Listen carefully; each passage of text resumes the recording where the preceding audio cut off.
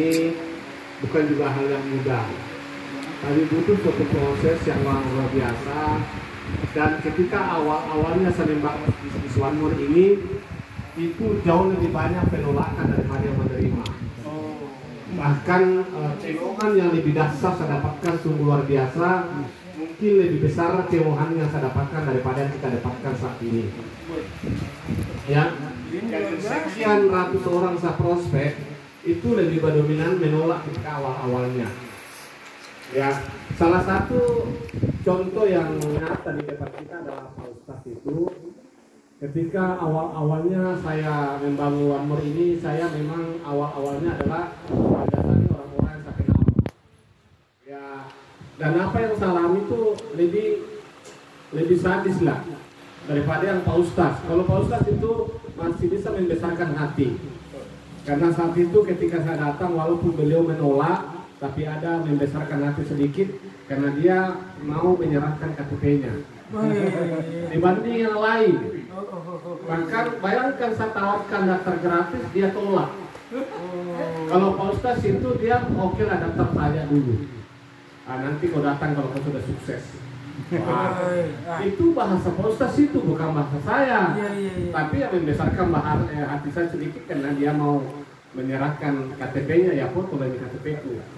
Ya, tapi kalau untuk jalankan bisnis, ya nanti kalau kau sukses baru kau datang lagi. Nah, itulah bahasa beliau. Dan itu saya ada duduk di depannya, tempat Pak Ustadz duduk. Calon ini. Calon di sana. Saya jelaskan, ya itulah bahasanya beliau. Tapi saya artinya Pak Ustadz ada harapan. Dibanding yang lain malah dilecehkan lah, diketawain lah. Maka yang di daftar gratis pun dia tidak mau serahkan KTP-nya. Bagaimana kira-kira itu? Menyakitkan hati. Begitu menyakitkan. Tapi itu menjadi inspirasi buat saya. Saya tidak pernah kecewa, saya tidak pernah dendam. Tapi itu menjadi membesarkan jiwa saya untuk mau sukses. Karena yang saya mau adalah, oke, Anda melihat saya sekarang dalam kondisi seperti ini. Tapi suatu saat Anda melihat saya seperti ini. Dan itu terbukti hari ini. Dan malam ini, habis maghrib, orang yang dulu lecehkan saya, yang ketawain saya, nanti malam dia datang ke rumah saya. Nah, gitu. Dan saya bisa bayangkan apa yang bayangannya nanti kena datang di rumah beliau. Nah, karena kebetulan beliau ketemu dengan salah satu sahabatnya OneMore, dia cerita, bayangkan panain 19 bulan yang lalu, hari ini kehidupannya seperti ini, makanya dia penasaran. Oh, itu, saya mau datang ke rumahnya nanti. Semestinya jam 2 tadi mau datang, tapi saya bilang jangan, karena saya sudah jadwal dengan Pak Ustadz yang acara malam hari ini. Beliau mau datang, bayangkan saya tidak bisa bayangkan apa perasaannya nanti ketika dia ketahuin saya 19 bulan yang lalu. Dan hari ini mau datang nanti malam. Melihat hasil benar-benar kayak ini nyata. Saya ambil memang sapu kalau saya. Orang jaringan juga, leader juga. Itulah perjuangan yang saya alami, bahwa luar biasa penolakan yang saya dapatkan awal-awalnya. Nah, nanti setelah Pak Ustadz, ya mesti yang kita tempati salat tadi adalah 17 bulan yang lalu saya terakhir salat di situ. Dan itulah kisah sejarah yang mempertemukan saya kedua kalinya dengan Pak Ustadz setelah kami selesai salat Isya. Nah, mungkin Muhammad ya kita bicara jor-joran saya, lalu melihat ke posa apa bagaimana, apakah dia saya akan dalam dia bagaimana Pak Nay ya. Yang jelasnya beliau langsung to the point di halaman masjid tadi itu, kau dari mana gitu? Ya saya dari Skarda Pak Ustadz. Bagaimana bisnismu gitu? Kira-kira kalau saya bilang bisnis tidak jalan, kira-kira apa perasaan saya terhadap Pak Ustadz? Aku bilang memang. Mungkin bahasanya aku bilang memang untuk saya. Ya gitu.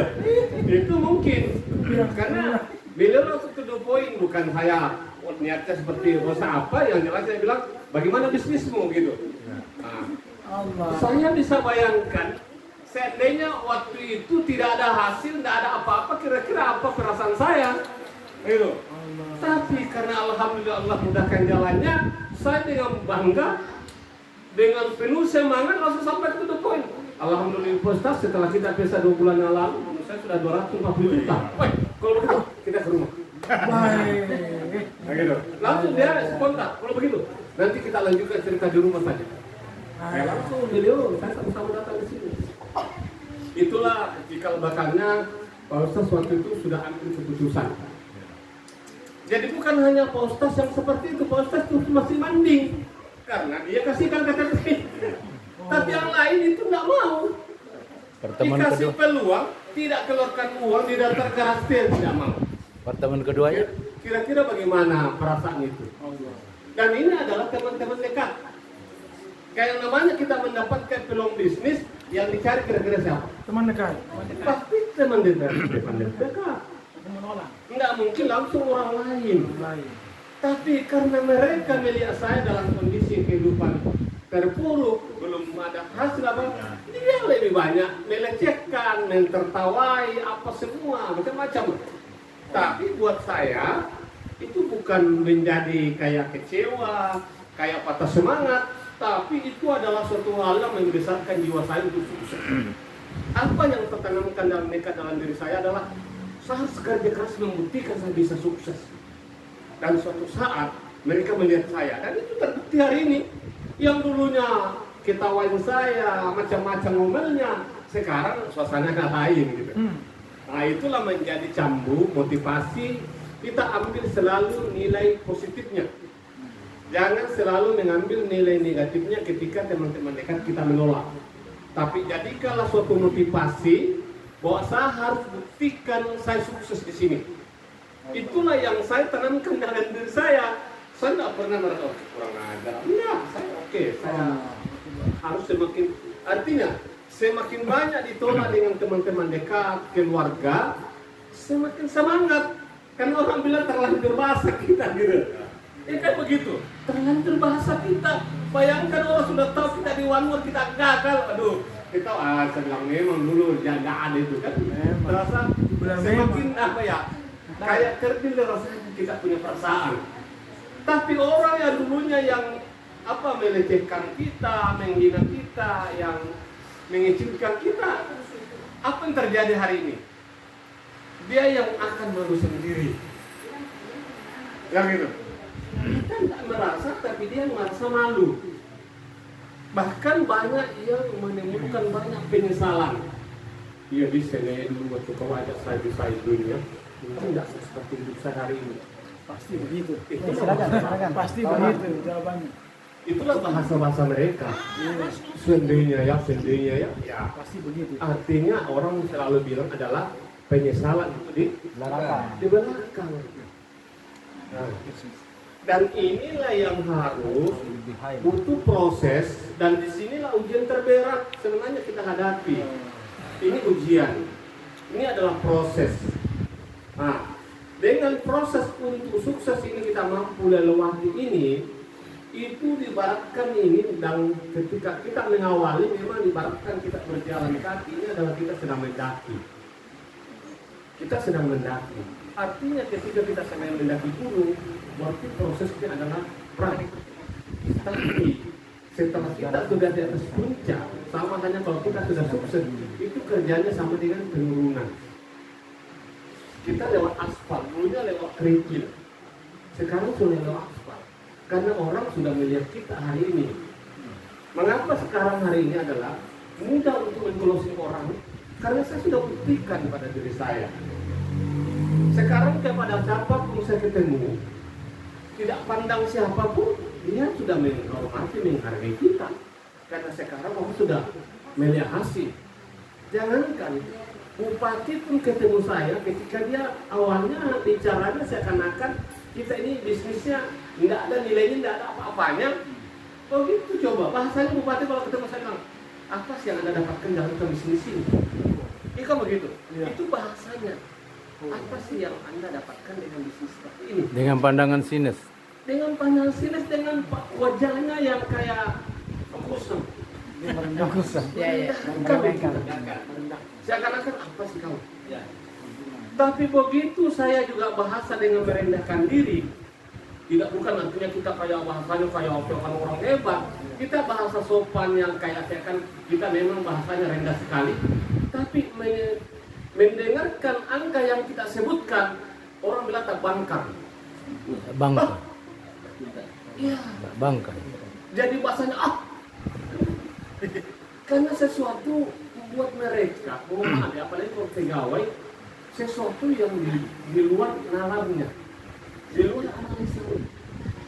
Begitu saya sebutkan, contoh bupati tanya, apa sih Anda dapatkan bisnis seperti ini?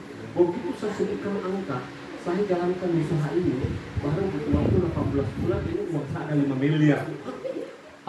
Karena dia bayangkan 17 bulan yang 5 miliar, kalau gaji kita hanya 10 juta, kalau pegawai normal ya, itu kan fantastis.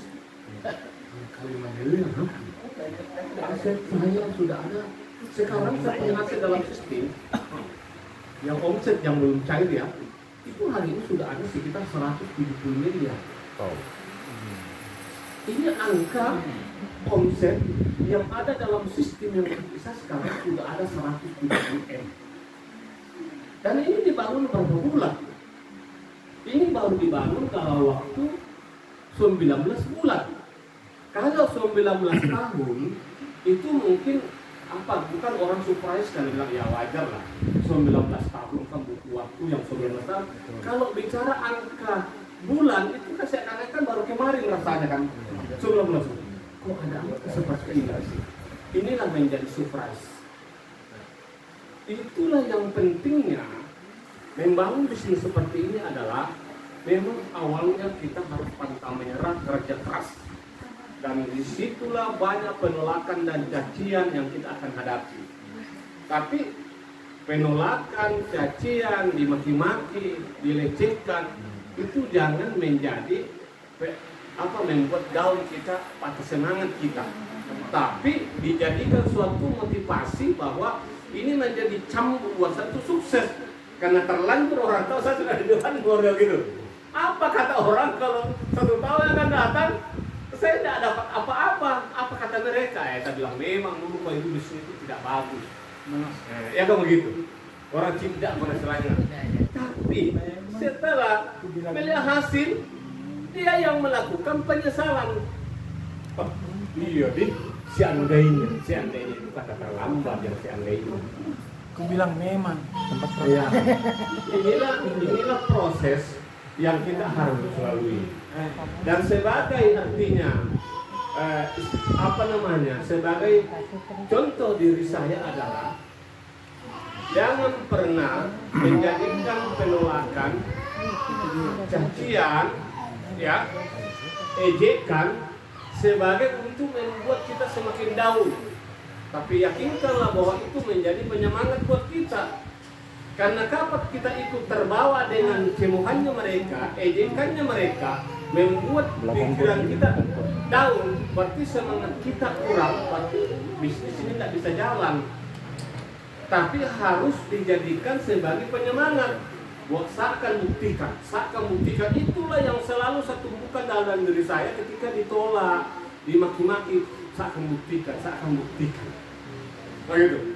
Sehingga kita semakin semangat. Tapi kalau itu yang muncul dalam pikiran kita, susah memang banyak yang tolak, dari tinggi saja. Begitu Bapak berhenti, itu nilai harga dari Bapak itu benar-benar tidak ada di mereka.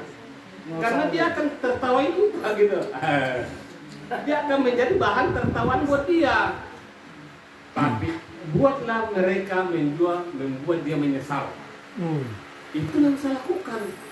Membuat orang yang dulu yang tolak saya, yang hina saya, maki-maki saya akan membuat dia menyesal. Dan terbukti hari ini mereka semua hari ini setelah dengarkan saya seperti ini, mereka menyesal. Siapa yang bangga sekarang? Dia atau saya? Saya yang bangga. Kayak gitu. Nah, seandainya saya gagal, siapa yang bangga? Mereka bang. Dia yang bangga. Nah, inilah perlawanan gitu.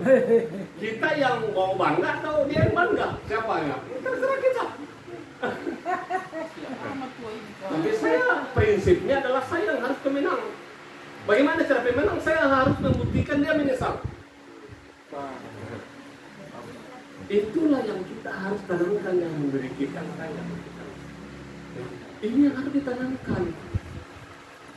Bahwa saya yang harus pemenangnya ya kita yang harus dia yang menyesal bukan kita. Ya, itulah.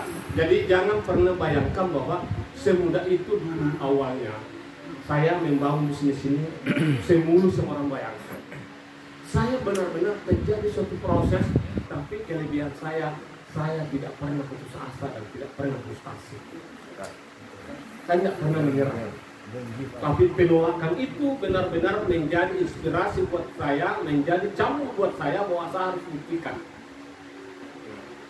Contoh Pak Ustaz begitu waktu kalau saya ambil negatifnya, Pak Ustaz ini kenapa bahasanya seperti ini? Sampai mudah-mudahan saya buktikan Pak Ustaz, saya sukses. Begitu saya sukses, saya bangga. Saya siap jawaban, kalau saya tidak ada jawaban, aduh. Saya yang merasa jadi itulah strategi yang saya bangun untuk selalu membangkitkan motivasi saya sehingga saya tidak pernah patah semangat. Karena ini kan namanya membangun bisnis seperti ini kan pasang surut. Kadang menggebu-gebu, kadang tidak tahu. Kalau kita sudah prospek orang langsung closing, semangatnya luar biasa. Tapi ketika kita banyak ditolak, kayak down lagi. Nah, bagaimana untuk membangkitkan semangat kita down? Nah, itulah yang kita harus yakinkan diri saya harus jadi pemenang, saya harus buktikan. Karena kapan saya gagal, itu menjadi tertawaan buat mereka. Tapi kapan saya sukses, itu menjadi penyesalan buat mereka. Luar biasa. Nah, itulah saya lakukan gitu. Saya rasa cukup ya.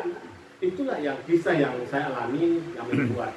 Nah, makanya jujur saya selalu sampaikan kepada kita semua bahwa membangun bisnis seperti ini memang butuh proses adalah kerja keras di awal, pantang menyerah apapun yang kita harus hadapi, kita harus lalui. Karena bisnis seperti ini adalah butuh pembuktian nyata. Dan ketika kita sudah membuktikan ada hasil, tingkat closing kita lebih mudah untuk meyakinkan teman-teman dekat kita. Jadi inilah menjadi inspirasi buat kita bahwa saya harus sukses. Untuk buktikan bahwa saya bisa sukses, untuk mampu memudahkan teman-teman saya itu saya yakinkan. Makanya kita harus kerja keras. Makanya selalu saya bilang, orang sekarang berhitung itu adalah hasil dari waktu. Ini yang selalu seiring. Pertanyaan pertama, hitungan orang adalah sudah berapa lama jalankan bisnis ini dan berapa hasil yang Anda dapatkan. Itu orang yang ada di pikirannya ini. Nah, kapan ini kita tidak mampu membalanskan ini, waktu dengan hasil tidak seimbang, itu daya tariknya rendah. Tapi kapan hasil menonjol daripada waktu, itu mudah meng-closing. Nah, makanya bagaimana caranya adalah awalnya kerja keras. Saya jujur di One More itu benar-benar bekerja keras itu adalah 4 bulan. Pantang menyerah. Artinya semua kekuatan, pikiran saya arahkan di situ. Karena saya harus keluar dari zona ini. Karena pertaruhan nilai jual saya adalah masa waktu 6 bulan. Kapan masa waktu 6 bulan ini tidak mampu menunjukkan hasil signifikan seorang pemula, itu untuk daya tariknya, daya ungkitnya rendah. Tapi kapan ini mampu kita membuktikan hasil dengan waktu yang singkat dan ada hasil maksimal, itu membuat nilai jual yang tinggi. Dan itu yang saya alami saat ini. Mengapa ketika saya ketemu orang-orang yang pengalaman membangun jaringan, mudah sekali saya closing. Karena itu. Kalau Bapak Ibu tak ada pertanyaan saya tadi, bagaimana caranya menggait leader? Caranya menggait leader adalah itu. Karena leader sekarang berpikir adalah berapa waktu dan berapa hasil. Makanya ketemu saya leader hari ini, tidak ada leader tidak closing kalau saya ketemu. Leader sekelas leader nasional pun hari ini kalau dia ketemu dengan saya tunduk. Kenapa? Karena setelah menyebutkan waktu dengan hasil di situ dia surprise, bukan melihat angka besarnya, tapi dia melihat hasilnya. Contoh pada dasarnya, kenapa Pak Ismet waktu itu langsung closing? Karena pertanyaannya itu dua sangat tajam dan sangat mampu jawab. Dia adalah seorang leader memang dalam kondisi kehidupannya terpuruk. Pertanyaannya tiga itu saya jawab dengan tuntas dan itulah yang meyakinkan dia. Yang pertama pertanyaan beliau, Anda sudah berapa lama di One More? Itu pertanyaan pertama. Yang kedua pertanyaannya, berapa hasil yang Anda dapatkan dalam waktu yang Anda butuhkan? Pertanyaan ketiga, apakah Anda mampu membuktikan kepada kami secara online? Dan tiga pertanyaannya itu saya tuntaskan di depan dia. Begitu saya bayangkan ketika saya ketemu mereka, karena dia kan seorang leader, dia merasa artinya saya tidak ada apa-apanya dibanding dengan mereka. Kelas pengalamannya bisnis jaringan saya tidak ada apa-apanya. Dia adalah leader Jakarta, saya leader Makassar. Jadi seakan-akan saya ini tidak ada apa-apanya. Jadi dia tunjuk-tunjuk saya seperti ini. Tapi saya juga artinya tidak arogan. Walaupun uang saya ada waktu itu, tapi saya merendah saja. Saya iya. Jadi saya nunduk tapi menanduk. Ya kan begitu. Saya tunduk tapi menanduk sama dia. Jadi orang tidak punya uang, orang yang punya uang tunduk sama dia. Jadi dia merasa bangga.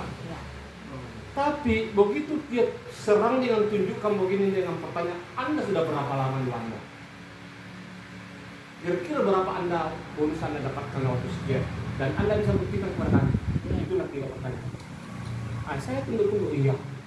Saya jawab pertanyaan itu bilang, saya di One More ini sudah 4 bulan. Oke, 4 bulan. Anda dapat bonus berapa dalam 4 bulan? Saya jawab begitu dengan 4 bulan ini, saya di One More, bonus saya sudah 500 miliar. Hah? Jangan bohongi kami. Oh iya, itu bahasa dia. Jangan Anda bohongi kami, karena logikanya tidak masuk. Mana ada orang dari daerah 4 bulan bonusnya 500 miliar gitu. Jadi buat dia tidak masuk akal. Jangan Anda bohongi kami. Anda bisa buktikan? Gitu. Anda bisa buktikan? Saya bilang, Pak, saya ini jauh-jauh datang dari Makassar ke sini. Kalau saya datang di sini hanya tujuan membohongi Anda, sama hanya saya namanya bunuh diri. Ya kan begitu? Ini adalah teknologi. Jadi Anda bisa buktikan? Saya bisa. Begitu saya buka akun laptop saya tunjukkan Anda hitung sendiri kalkulatornya. Langsung dia tunjuk di depan saya.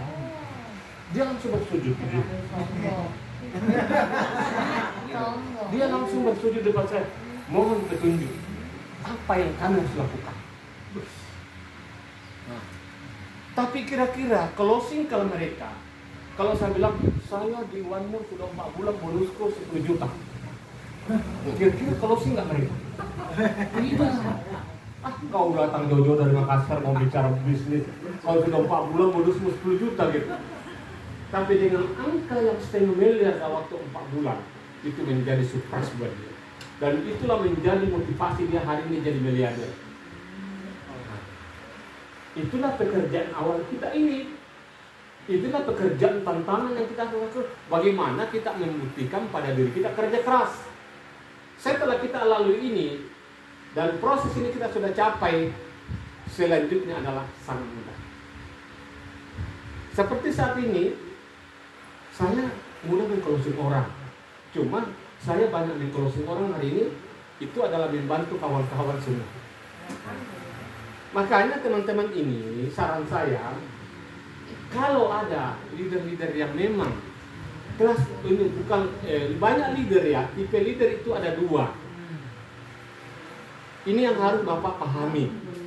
Dalam memilih leader sekarang ini ada 3 kriteria yang kita harus lihat dulu.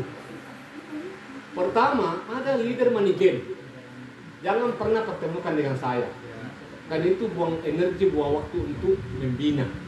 Karena otaknya itu otak money game, otak judi. Oh gitu.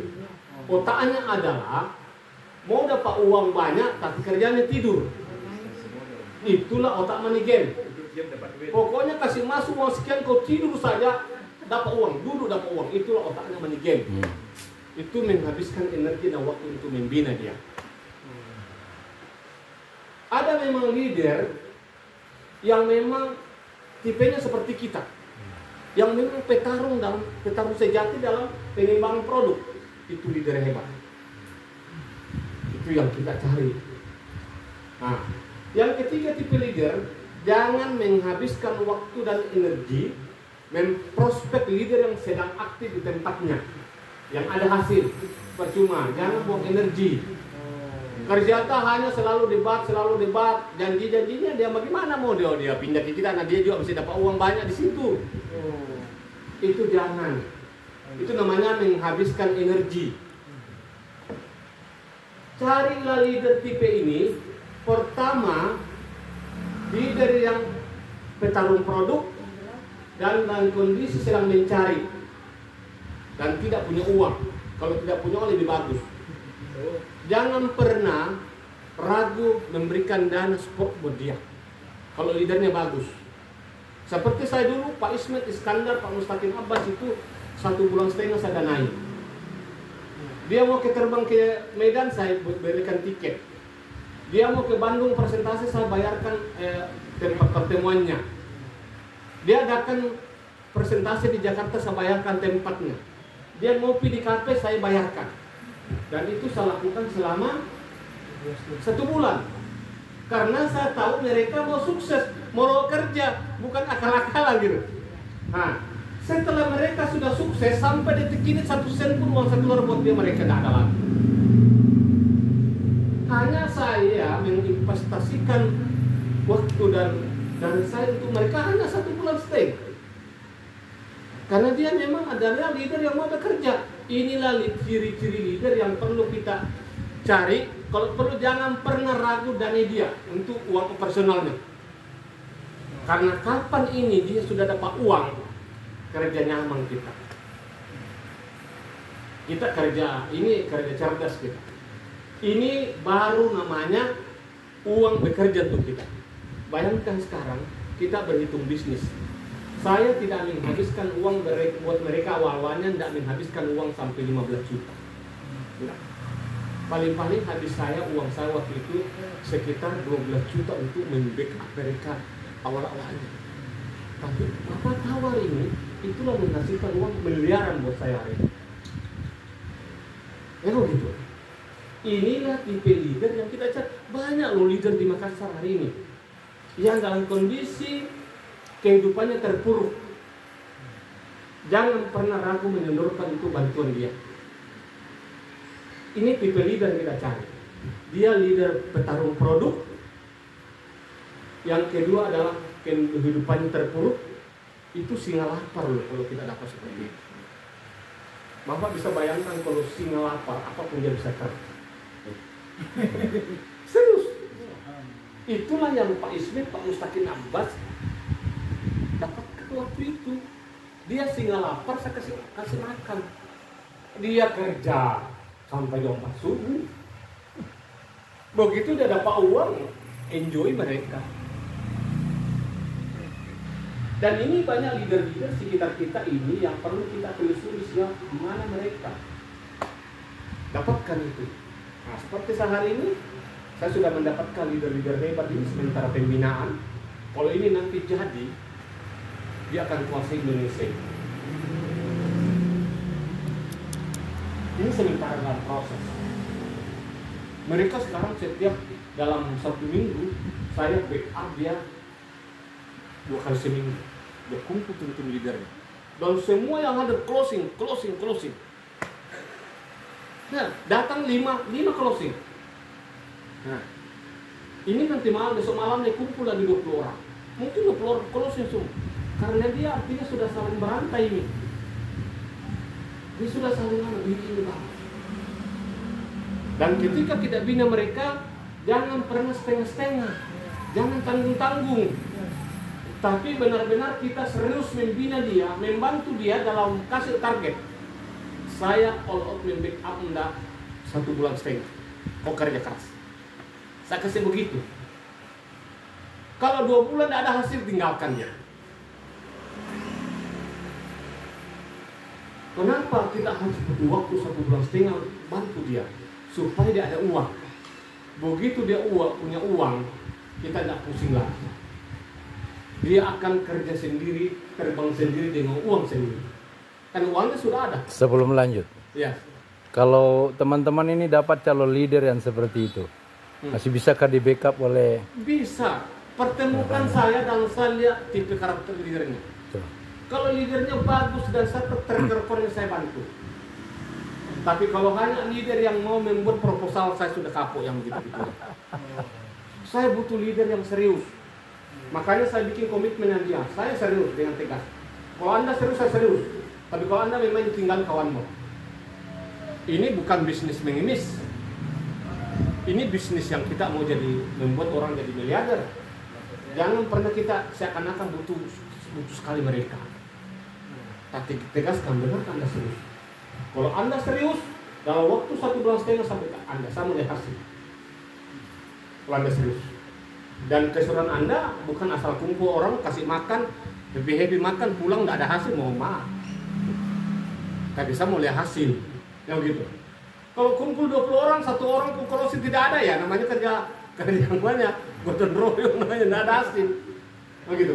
Berarti dia mengundang orang-orang hanya untuk datang untuk makan. Tapi mereka saya lihat, saya kemarin undang, kumpul mereka di Cafe Agung, datang 10 korupsi. Kemarin datang 4 korupsi. Bahkan mulai saya mengakhiri menjadi gol. Berarti mereka sudah serius. Karena begitu saya kasih pemahaman produk, saya kasih pemahaman sistem, dia coba produk, dan rasakan manfaatnya, dia sudah percaya diri. Makanya teman-teman ini, kalau ada kita melihat leader yang potensi, pertemukan dengan saya. Saya mau lihat tipe karakternya, leadernya seperti apa. Saya uji coba 1-2 minggu kerjanya. Kalau dia hanya ceritanya setinggi langit, nggak ada hasilnya, saya juga pelan-pelan mundur. Tapi ketika dia benar-benar membuktikan hasil, saya full gas dia. Kalau hanya datang ceritanya setinggi langit, nggak ada hasil, ya kita juga harus begitu. Jadi sekarang ini kita butuh adalah kita butuh keseriusan orang. Kalau dia serius, kita serius membantu dia. Itu yang saya lakukan hari ini. Kenapa? Saya benar-benar punya hasrat yang sangat kuat, punya impian yang sangat kuat adalah bagaimana kalau tim-tim kita ini semua besar semua, itu orang yang paling berjasa membesarkan Indonesia adalah saya. Kalau ini terjadi, karena di sebelah saya sekarang itu sudah lahir ratusan miliarder. Nah, tinggal di sebelah kita ini masih dalam proses. Bayangkan kalau semua ratusan leader-leader di sini sudah seperti di sebelah saya itu, oh saya punya nama besar di Turki luar biasa. Itulah impian saya. Makanya nama saya sekarang di Turki itu harum banget.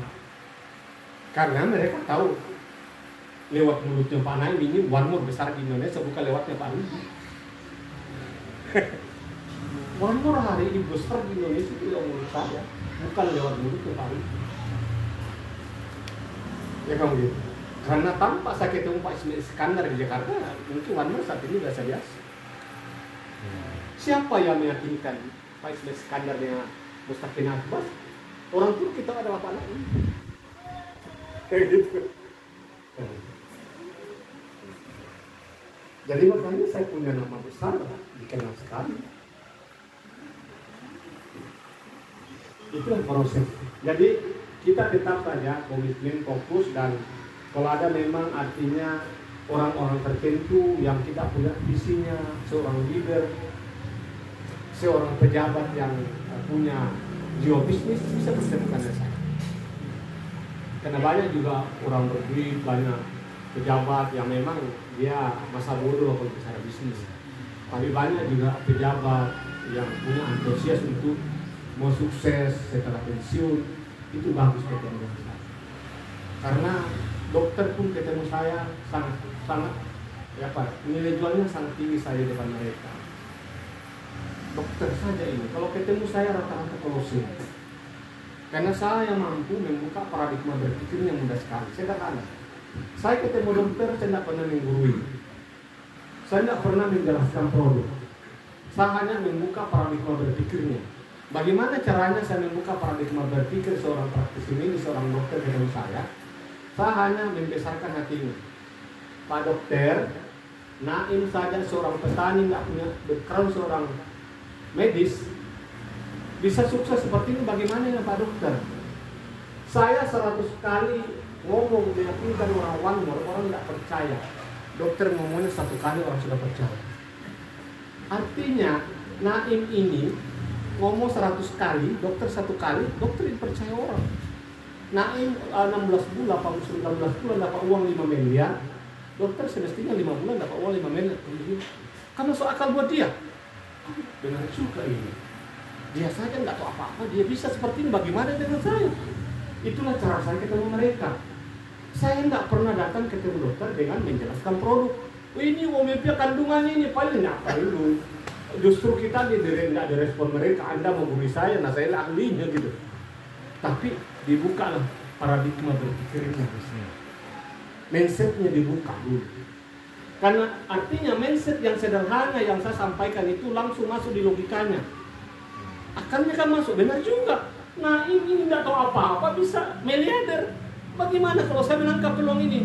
Makanya kalau ada dokter-dokter yang punya jiwa bisnis yang bagus ketemu saya, oh langsung pakai gold diambil. Jujur.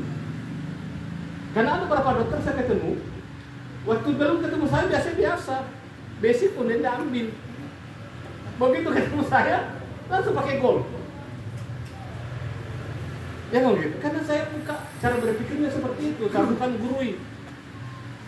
Tapi saya buka pikirannya dan cara kita membuka pikiran itu sangat sederhana dan masuk akal buat dia. Nggak gitu. Benar juga, dia 100 kali ngomong tidak dipercaya masyarakat, saya 1 kali.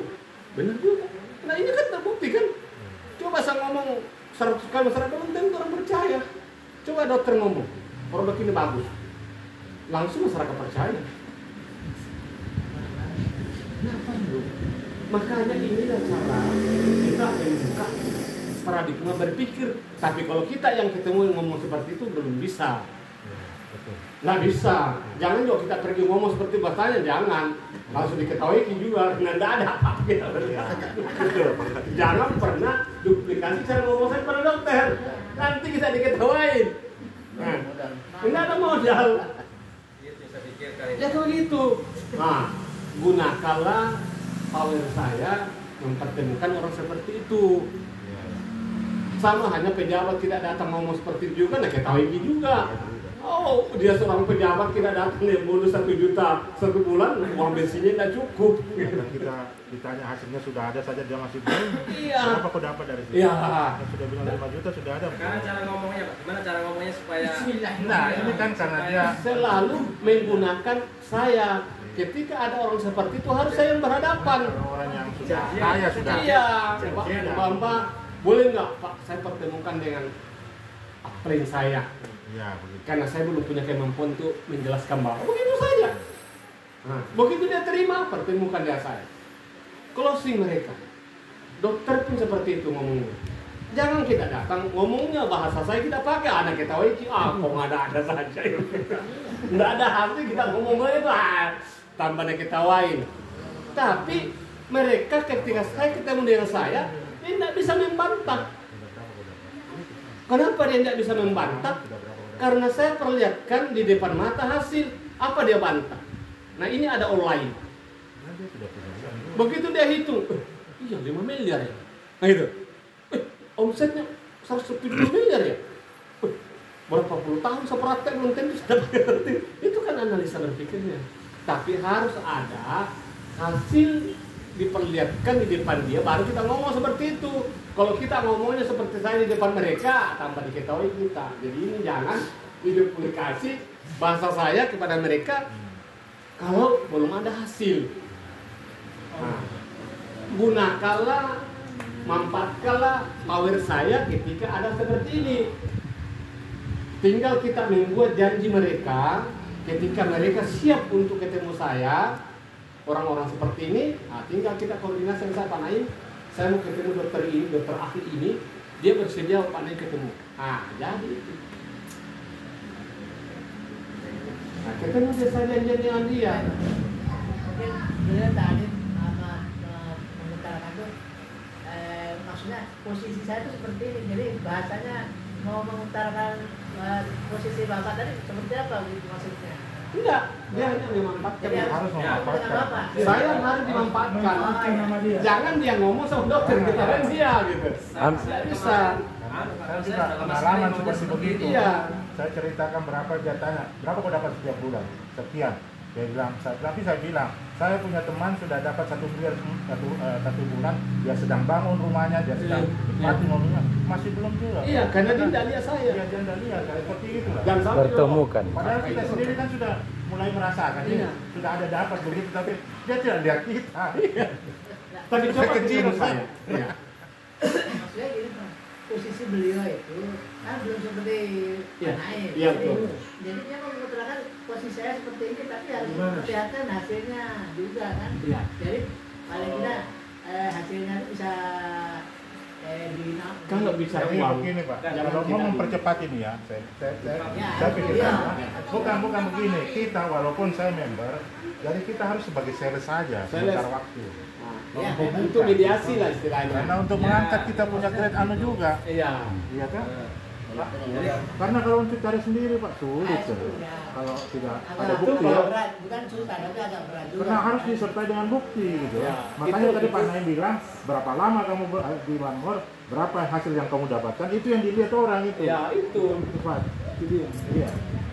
saya kemarin tuh budaya terus terangnya kan saya ada negeri dokter pemain joybis tapi Ya. dulu saya frontendnya saya Ya. dulu berhasil di situ ya. Nah itu kemarin saya udah depan rumahnya cuma karena saya wah grogi dulu saya mau prospek mau saya akan mungkin pernah prospek cuma pasti dia kondisi motor saya motor beat mobil lama saya malu juga. Nah akhirnya saya mundur saya Harus sebenarnya adalah Bapak harus membangun komunikasi pendekatan emosional dulu.